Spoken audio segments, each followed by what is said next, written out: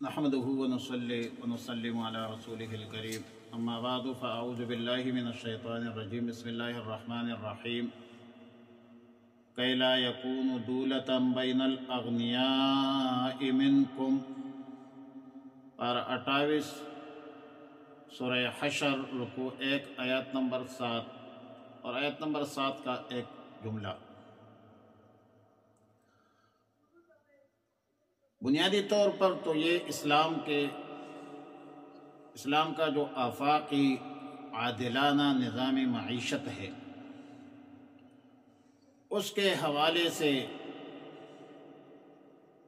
اللہ رب العالمین اپنے حکمت بالغہ اور قدرت کاملہ سے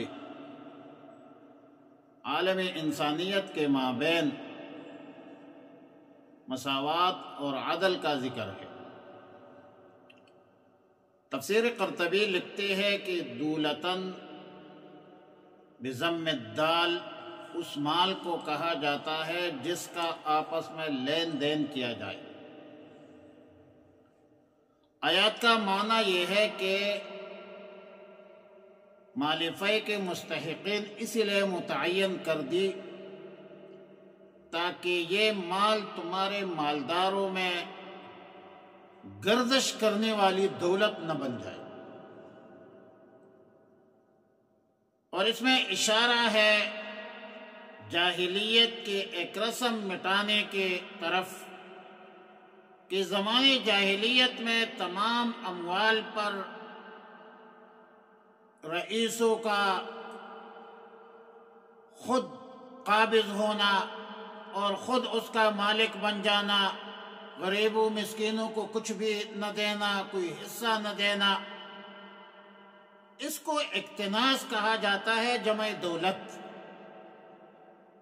جو دین اسلام کے تعلیمات کے مکمل منافی ہے۔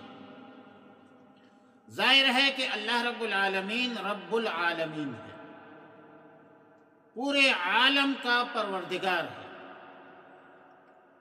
انسانی حقوق اور ضروریات کے حوالے سے تمام انسانوں کے حقوق وہ یکساں ہے،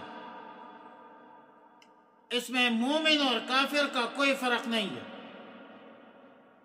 اللہ تعالیٰ نے دنیا میں تقسیم اشیاء یا تقسیم دولت کا بہت بڑا حصہ انسانی فطرت اور اصل ضرورت پر مشتمل فرمایا۔ چیزوں کی تقسیم یا دولت کی تقسیم اللہ تعالی نے اپنے دست قدرت میں رکھ کر اس طرح تقسیم فرمائی ہے کہ اس میں ہر طبقہ، ہر خطہ، ہر کمزور، ہر قوی وہ یکساں برابر ہے، اور اشیاء کو، چیزوں کو اللہ تعالیٰ نے اپنی حکمت بالغہ سے عام انسانی دستبرداری یا قبضہ یا تسلط سے مافوق بنایا ہے۔ کسی کی مجال نہیں ہے کہ ان چیزوں پر خود قابض ہو جائے، مثلا ہوا ہے، فضا ہے، آفتاب ہے، مہتاب ہے، ستارے ہے، سیاروں کی روشنی ہے، فضا میں پیدا ہونے والے بادل ہے، موسرات ہے، اور بادلوں سے بارش ہے، یہ سب چیزیں انسانی ضروریات ہیں جس کے بغیر انسان تھوڑی دیر بھی نہیں رہ سکتا۔ تو ان سب چیزوں کو اللہ تعالیٰ نے ایسے وقف عام بنا دیا کہ کوئی بڑی سے بڑی حکومت، طاقتور سے طاقتور حکومت اس پر قبضہ نہیں جما سکتی۔ یہ چیزیں اللہ کی مخلوق کو ہر جگہ پر یکساں ملتی ہے، یکساں میسر، یہ اللہ کا قانون ہے۔ اور اشیاء ضرورت میں دوسری چیز جو ہے وہ زمین سے نکلنے والی پانی ہے، کھانے کی چیزیں ہیں۔ یہ اگرچہ اتنے عام نہیں ہے، مگر اسلامی قانون میں پہاڑوں پر، غیر آباد جنگلوں پر قدرتی چشموں کو وقف عام چھوڑ دیا۔ ایک خاص قانون کے تحت، دین اسلام کے خاص قواعد ضوابط کے تحت خاص انسانوں کو بعض حصوں پر جائز حق ملکیت بھی دیا گیا ہے، اور ناجائز قبضہ بھی لوگ جما لیتے ہیں، لیکن قدرتی طور پر زمین کے فوائد ثمرات کو بڑے سے بڑا سرمایہ دار اپنے کنٹرول میں نہیں رکھ سکتا، اور زمین پر اگر قبضہ ہے، ملکیت ہے، اس کے باوجود غریبوں مسکینوں کسانوں کو کچھ نہ کچھ دینے پر ایک جاگیردار مجبور ہوتا ہے کہ وہ بھی ان کو کچھ نہ کچھ حصہ دے دے۔ تیسری چیز سونا ہے، چاندی ہے، کرنسی ہے، پیسہ ہے، معدنیات ہے، جو اصل اور فطری ضرورت میں تو داخل نہیں ہے، مگر اللہ تعالیٰ نے ضروریات کی تحصیل کا ایک ذریعہ بنایا ہے، اور یہ معادن سے نکلنے کے بعد خاص قانون کے تحت نکالنے والوں کی ملکیت بن جاتی ہے، اور اس کی ملکیت مختلف طریقوں سے دوسروں کی طرف منتقل ہوتی ہے، اور اس کی گردش پورے انسانوں میں خاطر خواہ رہتی ہے، اور اگر یہ پیسہ زیر گردش ہو تو کوئی انسان بھوکا پیاسا نہیں رہ سکتا، مگر ہوتا یہ ہے کہ سرمایہ دار مال سے خود فائدہ اٹھاتے ہیں، دوسروں تک فائدہ نہیں پہنچاتے، بخل کرتے ہیں، حرص کرتے ہیں، کنجوسی کرتے ہیں، اقتناص کرتے ہیں، سرمایہ پرستی کرتے ہیں، اور سرمایہ پرستی کے پرانے ناجائز طریقے جو ہے اور نئے طریقے ایجاد کر لیتے ہیں،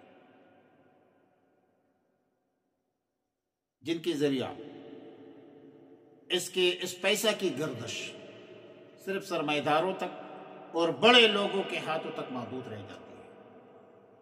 اس کو کہتے ہیں سرمایہ دار آدمی۔ عام غریب آدمی، عام مسکین آدمی اس سے محروم ہوتا ہے، اور اس کے رد عمل میں دنیا میں کمیونزم آیا، سوشلزم آیا، اور ایک نامعقول طریقے ایجاد ہو گئی۔ اب دین اسلام جو ہے، دین اسلام تو ایک طرف شخصی ملکیت کا بھی محافظ ہے، یعنی اتنا محافظ ہے کہ ایک طرف شخصی ملکیت کا اتنا احترام ہے کہ ایک شخص کے مال کو اس کے جان کے برابر قرار دیا، اور جان کو بیت اللہ کی حرمت کے برابر قرار دیا۔ کسی کے مال، جان پر، عزت پر کیلا نہیں جاتا، لوگوں کے مال، جان، عزت کے تحفظ جو ہے وہ یقینی بنایا، اور اس میں تصرف کو شدت سے روکا ہے، اور دوسری طرف جو ہاتھ ناجائز طور پر اس کی طرف بڑھا، ناجائز سرمایہ کاری کی طرف بڑھا، وہ ہاتھ کاٹ دیا گیا۔ چوری کیوں کرتے ہو؟ ڈھاکہ کیوں کرتے ہو؟ تیسری طرف ایسے تمام دروازے بند کر دیے کہ قدرتی وسائل اور قدرتی وسائل سے حاصل ہونے والے چیزوں پر کوئی شخص، کوئی جماعت وہ قبضہ نہیں کر سکتا۔ عوام الناس نہیں، یہ حکومت کا کام ہے۔ کسب اور اکتساب کے مروجہ طریقوں میں سود، سٹہ، ناجائز طریقوں سے چند افراد، اشخاص میں جو دائر ہو کر رہ جاتی ہے، دین اسلام نے ان تمام طریقوں کو ناجائز قرار دیا۔ ناحق جمع دولت، ناحق تجارت، اس کی جڑ کاٹ دی۔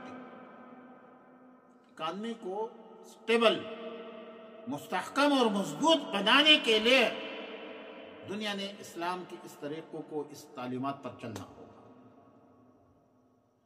جائز طریقوں سے جمع کی ہوئی رقم میں غریبوں، فقیروں کے حقوق ہوتے ہیں، ناجائز طریقوں میں نہیں ہوتے۔ زکوٰۃ ہے، عشر ہے، صدقہ فطر وغیرہ وغیرہ، یہ ہے وہ زندگی کی معاملات اور معاشی معاملات جو لوگ دین اسلام کی تعلیمات سے بے خبر ہیں. اسلام نے کتنا بڑا فلسفہ پیش کیا. اور جب ایک انسان مر جاتا ہے تو ایک خاص حاکمانہ اصول کے تحت، وراثت کے قانون کے تحت الاقرب فالاقرب کو منتقل کر دیا جاتا ہے. یعنی سب سے قریبی رشتہ دار، بیٹا، بیٹی، بیوی، تک کہ والدین بھی، اس کو بھی حصہ دیا جاتا ہے.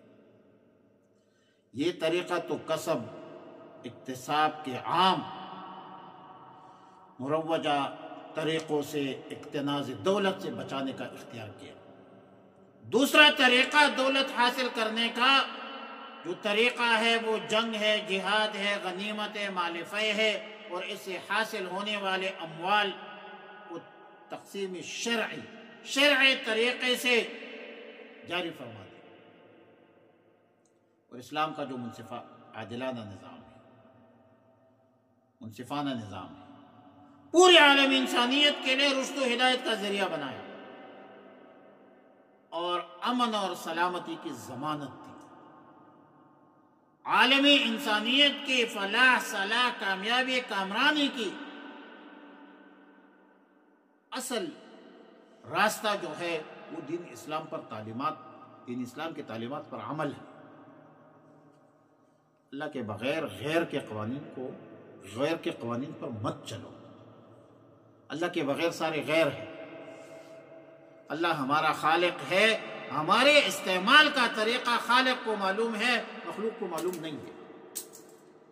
لہذا فرمایا یہ اسی لیے یتیموں کا، مسکینوں کا، فقیروں کا حصہ ہوگا، اسی لیے ہوگا کئی لا یکون دولتاً بین الاغنیاء، تاکہ وہ نہ ہو گردش کرنے والا بین الاغنیاء، دولت مندوں کے درمیان، منکم جو تم میں سے، تمہارا بہن بھائی ہوتا ہے، لیکن وہ جب پیسے پر بندہ پرست بن جاتا ہے، پیسہ پرست بن جاتا ہے، پھر بھائی کو بھائی بھی نہیں دیکھتا، باپ کو بھی باپ نہیں سمجھتا. تو یہ ایک معاشی نظام ہے اسلامی دنیا کا، اسلامی تعلیمات کا. اللہم ربنا تقبل منا انک انت السمیع العلیم وتب علینا یا مولانا انک انت التواب الرحیم. استغفر اللہ ربی من کل ذنب واتوب الیہ. صلی اللہ تعالی علی خیر